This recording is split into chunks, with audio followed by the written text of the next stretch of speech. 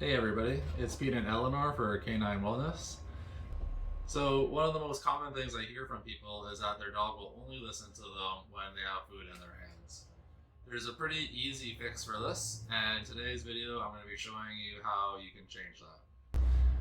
So the first thing that people do when they start training their dog is they take some food out, get their dog's attention, and then they say the command and wave the food in front of the dog's face all at the same time.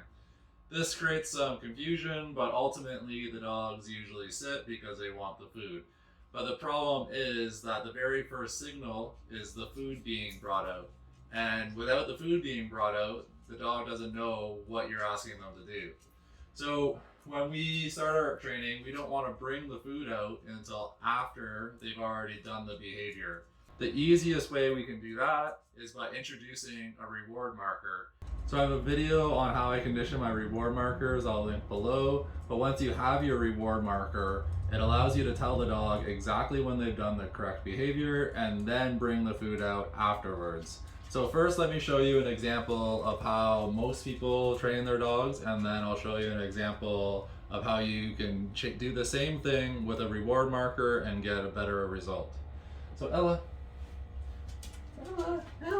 So usually they take the food out, get the dog's attention, and they're like, sit, good girl.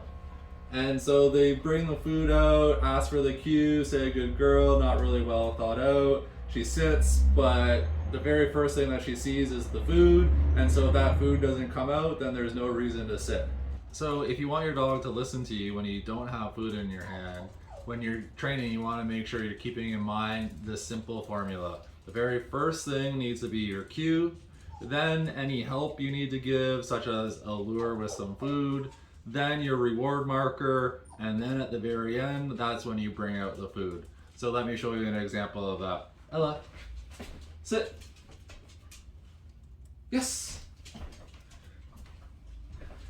So you see there, Eleanor's first cue that work was going to take place was the sit. She did the sit, then I marked her, and then I rewarded her. So the food didn't come out until the very end. If your dog doesn't already know the cue and you're teaching her, you can keep the same order, but after the cue, you offer them some help. You want to make sure that the cue and the help are separated by at least about a half a second to a second. So Eleanor already knows sit, but I'll say banana, and then I'll show you how you offer the help. So Ella, banana.